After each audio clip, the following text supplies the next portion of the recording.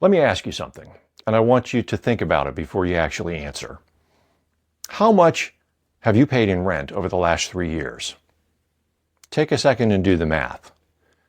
For most millennials in a mid-sized city, that number is between $45,000 and $75,000. It may be more than that, right? And here's the thing, every single dollar of it is gone. It's not invested, it's not building anything, it's not coming back. You wrote a check to your landlord cashed the check, and the only thing you have to show for it is the right to make another payment again next month. Now, I'm not here to shame anybody about renting. There are times in your life when it makes perfect sense to rent. In fact, there are times when that might be the only option available to you. All right. So if you're someone, though, who maybe buying is the right choice for you, but you have allowed yourself to believe that you're either priced out of the market, or the time isn't right, or you'll look at it next year, or you're going to wait for rates to come down. What I wanted to do in this video was to talk to you a little bit about what waiting for next year is actually going to cost you. Here's what I know after 27 years of being in the mortgage business. The people that I've met who bought 5 years ago, even in an imperfect house or an imperfect market, maybe they weren't sure that they were ready to buy and they had misgivings and fears and anxieties just like everybody else does, but they went ahead and took the plunge, they bought their home. Those people are building wealth.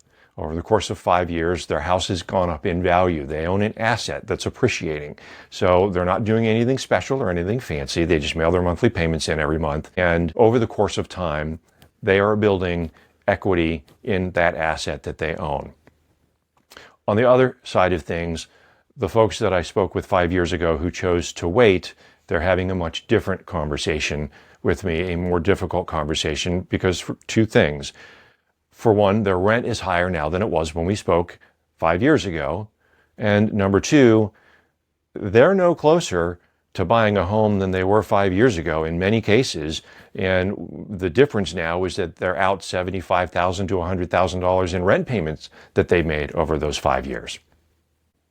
So here's the truth about how wealth works in the United States of America. We live in an economy that rewards asset ownership. If you own things, you generally do very well. If it's a house, if it's a business, if it's stocks, over the course of time, those things tend to gain value and you end up gaining wealth as a result.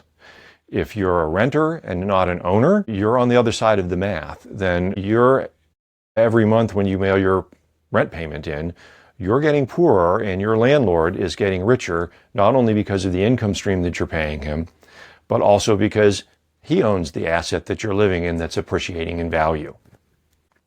We could talk all day long about whether it's right, wrong, good, bad, or indifferent.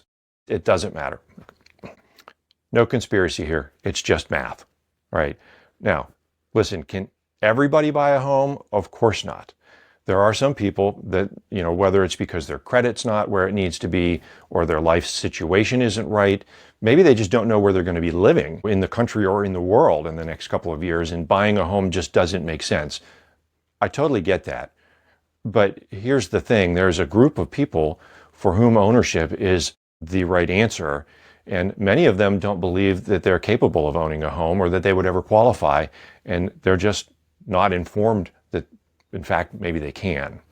I've helped single parents qualify on one income. I've helped people who had student loan debt that would make your head spin. I have helped people who had $5,000 to their name and just thought that home ownership was for other people and not for them. It's not for other people. It's for anybody who decides they want to make it for themselves, if they do the right things and follow a path. Okay? That means that maybe it's for you too. And again, that's where I come in. When is the best time to buy a home? 10 years ago, maybe more. When's the second best time to buy a home? Before your landlord raises your rent again. One more thing before I go. I wrote a book. It's called You Can Do This, the No BS Guide to Financing Your First Home. If anything in this video resonated with you, the book is the place to start. It walks you through the process of learning whether home ownership is right for you at the outset, how you pick a lender, how you get pre-approved, how do you get through the process, and what does it look like on the other end of the process. It's written in plain language. It's not written in mortgage speak. It's written for everybody that is interested in this topic and wants to just get more information in their hands. It's free, and it's available to you at the link below the video. Go ahead and put your email in there, and I will go ahead and send it to you. Okay. Well, thank you very much. I'm Stan Brusoski, and I will look forward to talking with you soon.